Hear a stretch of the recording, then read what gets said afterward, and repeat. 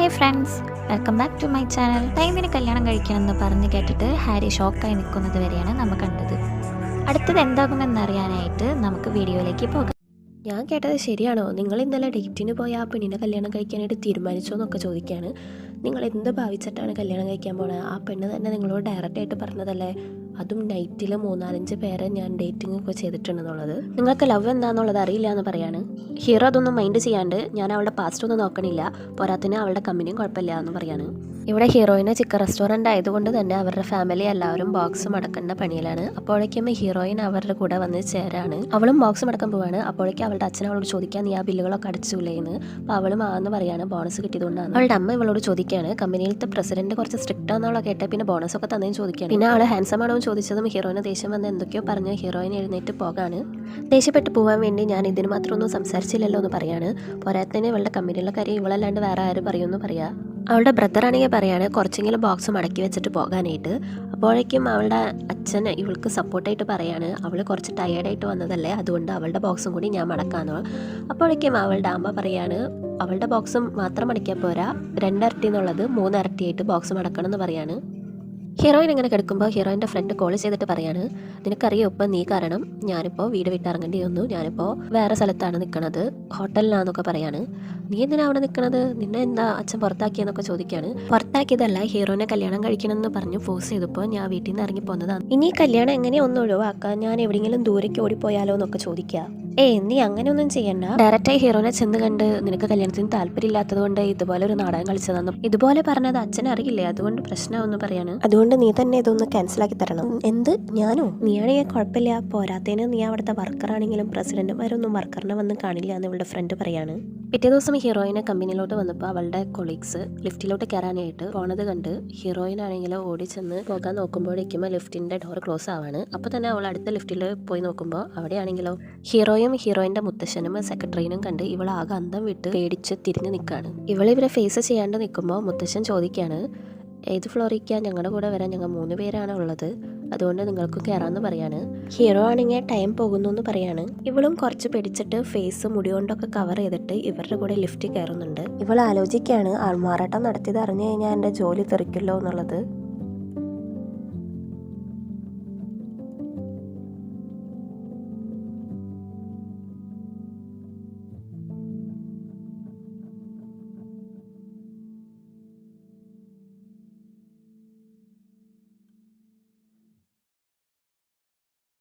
Chairman പറയാ, ഇന്നലെ night hero വിളിച്ചിട്ട് കല്യാണത്തിൻ്റെ കാര്യം പറഞ്ഞില്ലേ, അതിൻ്റെ കാര്യം ഡിസ്കസ് ചെയ്യണ്ടേ എന്ന് ചോദിക്കുകയാണ്. അത് ഞാൻ ഇന്നലെ തന്നെ പറഞ്ഞതല്ലേ എന്ന്.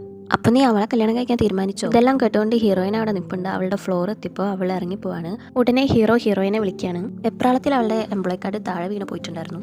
അവളുടെ പേര് വിളിച്ചതും അവൾ ആകെ സ്റ്റെക്കായി അവിടെ നിൽക്കുകയാണ്. അയ്യോ, എല്ലാ ആൾ കണ്ടുപിടിച്ചെന്ന് തോന്നുന്നു, അല്ലെങ്കിൽ എങ്ങനെ എൻ്റെ പേര് മനസ്സിലാവും എന്നൊക്കെ അവൾ ആലോചിച്ച് നിൽക്കുമ്പോൾ ഹീറോ ഇവളുടെ ID കാർഡ് വേണ്ടതെന്ന് പറയുമ്പോഴാണ് ഇവൾക്ക് കുറച്ച് സമാധാനമായിട്ട് ഇവൾ ID കാർഡ് മേടിക്കാൻ പോകുന്നത്. ഫേസ് കാണിക്കാതെ ബാക്കിൽ കൂടെ പോയി എംപ്ലോയ് കാർഡ് കൈ കിട്ടിയ തക്കം തന്നെ ഇവൾ അവിടെ നിന്ന് പാഞ്ഞ് ഓടാണ്. ഹീറോ ആണെങ്കിൽ ആലോചിക്കുകയാണ്, നല്ല ഫെമിലിയർ ആയിട്ടുള്ള പേരാണല്ലോ, ഇത് എവിടെയോ കേട്ടിട്ടുണ്ടല്ലോ. അങ്ങനെ അവൻ ചെക്ക് ചെയ്ത ഡീറ്റെയിൽസ് കണ്ടുപിടിച്ചതും അവൻ പറയാ, ഇവളല്ലേ നമ്മുടെ കമ്പനിക്കൊക്കെ നല്ല പ്രൊജക്റ്റുകളൊക്കെ കൊണ്ടുവന്നതെന്ന് പറയാണ്. ഓ, ഇവരാണോ അത്? അതൊക്കെ പോട്ടെ, ഒരൊറ്റ ഡേറ്റിന് പോയപ്പോഴേക്കും നിനക്ക് ആ പെണ്ണിനെ ഇഷ്ടമായോ? അതിനുള്ള കാരണം എന്താ? നിന്നെ ആ പെണ്ണിനെ ഇഷ്ടമായോ? ഈ മുഖത്തോട്ടൊന്ന് സൂക്ഷിച്ചു നോക്കിയേ, ഞാൻ എന്താ ഹാൻസമാ, പോരാത്തെ എല്ലാം കൊണ്ട് പെർഫെക്റ്റ് അല്ലേ ഞാൻ? അതെ, നീ പെർഫെക്റ്റാ. സെക്രട്ടറിയും ചിരിച്ചു കൊടുക്കാണ്, ഇതെന്തൊരു ഗതികേടാണോ എന്തോ.